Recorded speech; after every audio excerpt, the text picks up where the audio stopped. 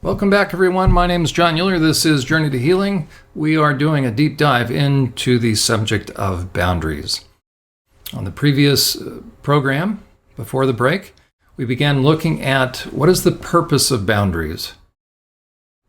When can I implement them? When should I? When I finally am able to discern that the person knows what they're doing, then it's time to begin to implement them. So again, what is the purpose of boundaries? When are they needed? The purpose is to protect your sanity. We spoke about that a little bit before the break. So it protects your sanity because really adept manipulators are good at making you feel crazy. They're going to go after your intuition to cause you to second guess yourself because they're coming after you and your boundaries, meaning they're going to encroach upon you and they're going to begin to take. They are stealing. They are taking your pearls. Remember, that's why ultimately we give them, but they're coming to take them. That's why Jesus in Matthew chapter 7, verse 6 said, "Do not cast your pearls before swine." Well, that presupposes we can spot a swine. Jesus didn't say, if there are any swine, don't. The presumption is they're out there. He just doesn't want you, he doesn't want me dealing with them. Why? Because they will take our pearls and they'll trample them. They'll treat them as nothing. They'll take them for granted. They'll disrespect everything about you and what you're offering. So they won't treat it with respect, and then they will turn on you and they will start to harm you. They'll start to consume you. And you turn the spigot off, which is another form of boundaries. You'll find out whether or not they are quite as kind as they claim to be. So boundaries help protect your sanity. They help protect your security and stability. If you have a crazy person, meaning a selfish person, I shouldn't say crazy, right? If you have a selfish person in your life, you'll have no safety and stability and security. They're going to constantly stir things up. If you depend upon them, they will make it so that you're never sure if that person's going to pull the rug out from underneath you. So at that point, you need to start becoming self-sufficient. We listened a couple of weeks ago to the story of Anna, and she ended up marrying and living with a highly abusive man. Well, she was dependent upon him financially. So if there's abuse going on, you have to begin to make sure that you have an exit plan, you have a safety plan, but that you can get to a point yourself where you are not dependent upon that person because they will hold you hostage. Also, your stability. If I can hold you hostage emotionally and I have your security in my hands, then you aren't going to be very stable because I'm going to keep making your world feel a little crazy. Okay, so limits or boundaries, and that's what boundaries are, they help protect your stability and they protect your peace. That's the one thing you will not have if you have a selfish pig in your life. They will destroy your peace. It'll always be something and it will never be enough. That's how you know you have somebody that you finally have to draw limits, draw boundaries with. And you'll protect your kids' mental and emotional health. If you have kids that are under your roof, they're picking up all this anxiety. They're sensing what's going on. They're probably on the receiving end of that pig, quite frankly. And again, a pig we're not calling anybody names. It's simply a descriptive term for someone who has given themselves permission to be selfish to the point that they don't have much of a conscience left, if any. Right? If any conscience. So they're not bothered by the fact that they're harming you. That's also why they are not apologizing. That's also why we can say they are not sorry, and therefore they're never asking for forgiveness. So there's nothing to forgive. So to forgive a selfish pig is a waste of your pearls because it's impossible, because there's nothing out on the table to forgive. You simply are then giving a selfish pig license, which means you become a co-contributor to the harm he is doing. So forgiveness presupposes somebody has asked for forgiveness. Forgiveness is not possible when somebody has not asked for forgiveness. That simply turns into license, allowing a selfish person to do greater damage, and that is poor stewardship. And then others who cannot speak up for themselves, they need us to protect them as well. So boundaries and limits, one and the same. They protect. They also are there to limit the other person. So boundaries protect us, and they limit the other person. They limit the other person's hurtfulness. They limit the other person's negative impact, kind of one and the same. And they limit the selfish person's self-delusional state of mind. Selfishness, as it grows, creates a delusion. It creates a delusion that the world revolves around me, that the rules don't apply to me, that there is a God, but then again, maybe there isn't God. As a matter of fact, he can even say in his heart, there is no God. Now, maybe he doesn't say the words, but what's he say? Rules don't apply to him. Those 10 commandments, that's the 10 suggestions. That person now becomes a law unto himself or herself. And that's why there is no limit to what they will do as far as cutting themselves a break or making excuses for them allowing themselves to grow in their selfishness. So if there's any hope for the person, it is in me implementing boundaries so that the person gets the hint that, no, sorry, you're not God around here. There is God and you're accountable for it. As a matter of fact, in the 12 steps, the first 3 steps have to do with, they can be summarized like this. There is a God and you're not him. Right? That state, before somebody decides to get serious about sobriety, they believe that what they do is up to them. They're calling the shots. They're making the decisions. So no one's going to tell them what to do. And so in 12 steps, the first 3 steps basically are saying, you know what? I realized that I had a universal-sized ego, and I was justifying and rationalizing everything I was doing. So if you do not set boundaries and limits with the person, now number 1 is to protect yourself. Number 2, it's to limit what they are doing. But one of the things it also does is it finally sends a message. Now, whether or not they ever get that, that's a different issue. But if they're ever to get the message that there are limits to them, it's if you implement that. Oftentimes, someone that is, quote unquote, too nice, and we tackled the issue of whether or not being nice is spiritual in a previous podcast. I recommend you go on to SurvivorSupport.net and access previous podcasts. But it is a misnomer that God wants us to be nice. So if I'm nice, what happens is I'll determine how nice I am by the response of someone else. Well, a selfish person is only happy as long as you're giving up and giving in your boundaries.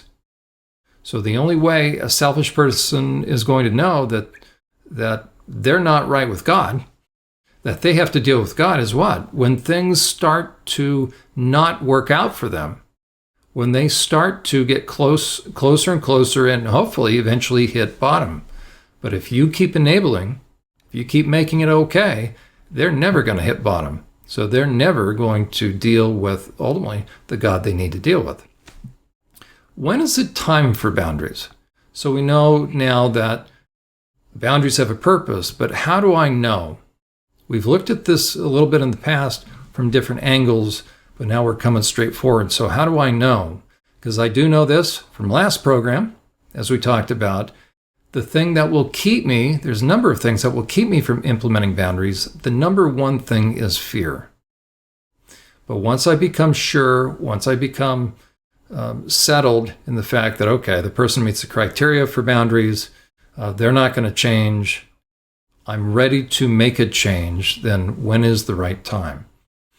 Okay, it's time for boundaries when the selfish person has dispelled any doubt, any objective doubt about who they've become and that they don't intend to make a change.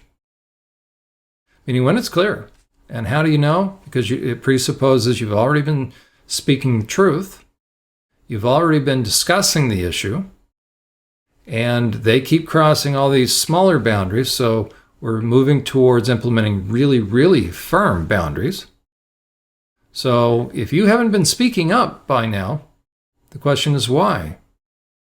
But if you still already know, and probably by this time you know, they've gotten the message, you know, especially if they're doing stuff behind the scenes that they don't want other people to know, then trust me, they know.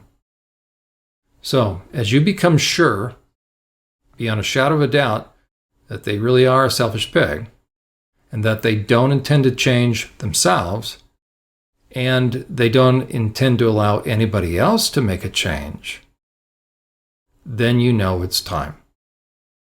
The selfish pig likes it the way it is. Why? Because they're benefiting. That's why they are not stopping. And that's why if you begin to give pushback, if you begin to set limits, if you begin to verbalize truth, if you begin to express your opinion, if you begin to get a voice, what happens? They're not going to be receptive. They're going to shut you down. They're going to silence you. They're going to push you back. They're going to make you get in your place. How dare you? Kind of thing. So once that becomes clear, then you know it's time. The smarter the selfish person is, the less you will be able to easily pin responsibility on them. We looked at Mother Gothel with from the movie Tangled with Rapunzel. Selfish pigs are professional grade at causing you to doubt yourself, causing you to second guess yourself. Those are the makings of cult leaders. Why does anybody follow a cult leader? Because a cult leader is a great salesperson, but once they get somebody on board, now they can become Captain Bligh, or they can become Captain Steubing of the Love Boat and passing out Kool-Aid and having everybody drink the potion so that they can't figure it out for themselves. As an aside, that's a great concern of mine with the trans movement. The trans movement is filled with hurting kids. The vast majority of these kids have mental health issues. They're on the autism spectrum. Autism makes it so a young person cannot figure out their own intuition. They have a very hard time with intuition. So they're sitting ducks for someone crossing their boundaries. A sexual abuse survivor already has problems with their boundaries because their boundaries have been crossed. And young people with mental health issues have problems with boundaries. Oftentimes, sexual perpetration will create sexual boundaries. So you have a tremendous pool of very confused kids that are being groomed by porn and pornified culture so that they're sitting ducks for people to come along and use them sexually and then also exploit their body parts. They're going to sterilize them. Big Pharma loves this. Doctors are loving this, unethical doctors. That is my concern about the trans movement. So again, cult leaders, people that are manipulators, all one and the same. They follow the same methods of ensuring that somebody cannot figure out what is really true because the manipulator is going after their intuition. Okay, so the selfish person gets nervous when you start to begin to figure it out, and they can see it in your eyes. When they start to realize the gig's up, they'll start to go into a couple different modes. In order to what? In order to make sure you don't put those boundaries up. Okay? So the smarter somebody is, the more they're going to go after your intuition. That's why it's difficult to discern for someone in that mix whether or not it's them, meaning, is there something wrong with me? Mom seems so wonderful. She's smiling when she's saying this. Everybody else thinks she's wonderful, when in fact she's working it. Okay, Rapunzel in the movie Tangled kept questioning herself, and hence Mother Gothel was able to keep her in a tower, in solitary confinement. Basically, she was using her as a slave. Mother Gothel was using her daughter, which truly wasn't her daughter actually in the film, but using this girl as a means to an end. Yet Mother Gothel was trying to work Rapunzel's mind in such a way that Rapunzel would never leave. There are different parents that are going to use kids for different reasons. One is so they never leave the nest, so they always stay part of a family. Another thing is they always stay loyal. They never marry anybody that's going to take them away. Now, cult leaders will take a family member away, but a cult needs to make sure everybody stays in the compound. So they'll say, you know what, you can't marry an outsider. He's not one of us. That's an indication that the person, the Rapunzel, who's starting to think, wait a second, you've been telling me outsiders, ruffians and thugs, and that I'm gonna get corrupted or I'm gonna get hurt. But wait, I'm beginning to wonder. And so now you'll see the selfish person begin to change tacks to make sure that the Rapunzels don't begin to question. Okay, so a professional grade selfish person is one who never apologizes. So again, just so we're sure, when is it appropriate? When is it time to implement boundaries? Okay. When I know the person has gotten to a point where they're never apologizing, okay, that's a selfish person, I need to have boundaries. Professional grade selfish person shows no remorse. When's the last time you heard the person truly apologize and say, I'm sorry? If you've never heard that person apologize ever, or only once, so if you don't hear that person apologize, and they've gone for years without apologizing, you've got a professional grade pig on your hands. Okay? If they show no empathy, so they're not sorry, they're genuinely not impacted when they realize they've been negatively impacting you. You know it's time to implement boundaries when a professional grade selfish person can control you or someone else by playing upon their goodness and their propensity toward accepting false guilt. So again, Rapunzel was like a little guilt sponge, and Mother Gothel played on that. She made maximum use of that. And a professional grade selfish pig or person is adept at using you, manipulating you, using you for all you're worth, yet making you feel the need to apologize for having the nerve to actually have a preference, have an opinion, or have an independent thought. So if the person you're thinking of is adept at producing guilt in you, making you feel guilty, then it's time. You know what you're dealing with, you know who you're dealing with, so it's time, because that person has been like that forever. A selfish person will be able to twist the other person in emotional knots, will flip the script, and they'll refuse to accept responsibility for their actions. A selfish person will never accept responsibility. They'll always have a reason, and they'll flip it back on the person. Well, I wouldn't be this way if you didn't make me so upset. And a selfish person will blame others for what he does, for the attitudes they have, and for giving themselves permission to be mean, nasty, and hurtful. They're always going to cut themselves slack. When you have somebody like that in your life, it is time to implement boundaries. Why? Because they're not going to change. Left to themselves, they've always been this way. Or they've expanded, they've gotten worse. Okay? A selfish person is one who doesn't change in terms of amending his or her selfishness. They will inevitably rationalize and justify and even blame their behavior on another person. They are always shifting guilt. Here are some examples, some additional examples. A selfish man who is into his toys and acts like a single guy. I've suddenly introduced a new kind of idea, but I've focused on Mother Gothel. We're going to focus on some guys here now for a moment. What are guys like when they're selfish? One of the indicators is there's a guy that's always into his toys, regardless of the impact, and really taking money away from the budget. So he's just doing himself, and he's happy as long as he can continue to be into his own hobbies, and usually those hobbies cost a lot of money, quite frankly. It's time to talk about that. It's time to implement a budget. You'll find out real fast whether or not you've got somebody who's reasonable or you've got a guy that has become a selfish pig. A selfish man will justify, and this is important, okay, a selfish man will justify why he's into porn and should be able to continue to use porn. It's a rough topic to bring up, but it's ubiquitous right now. Porn is out there. Men are visually oriented. Guys can stumble upon porn. That's a big difference. Or I shouldn't, things can reach out and grab them. The question is this: how long do they stay? And what do they do? If a guy gets into porn and he starts justifying that, now you got a pig on your hands.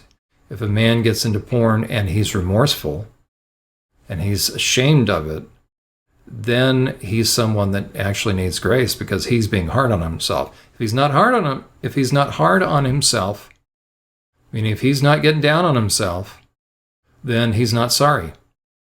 But if you have a guy that's condemning himself more than anybody else could, then you have a man that is actually caught in a sin, and then he needs help.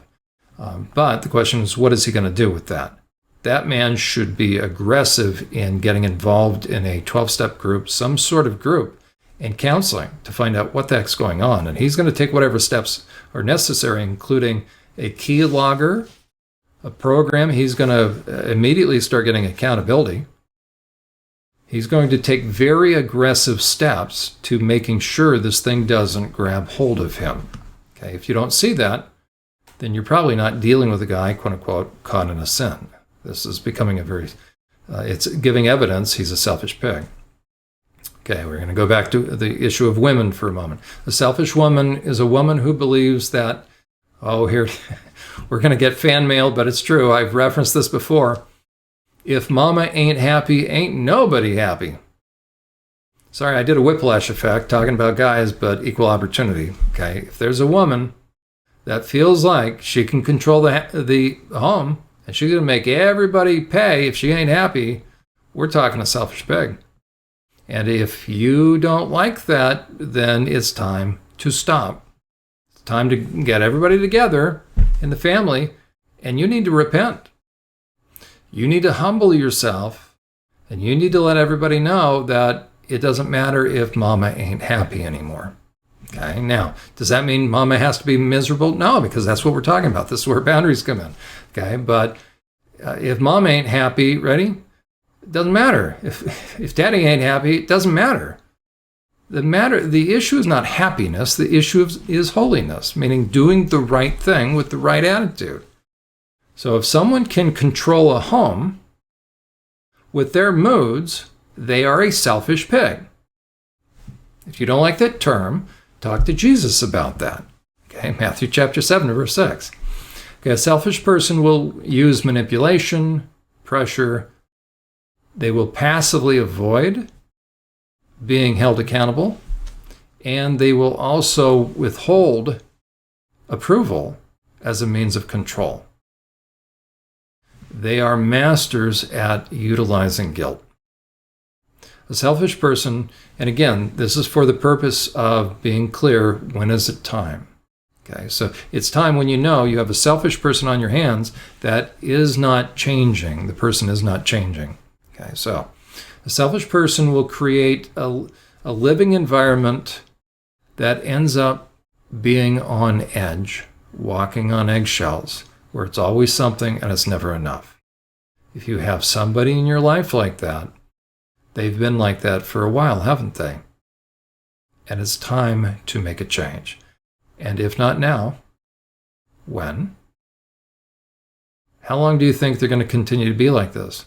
Now, it doesn't matter what they say. They'll tell you, well, it could stop immediately if everybody would just cooperate, right? The world according to them. By this time, it doesn't matter what they say. The question is, as far as you can tell, based upon their track record, how long could it be like this? And trust me, it could be like this the entire duration of your child's life or your children's lives. This could be all they know growing up. And the worst case scenario is if you all go to church,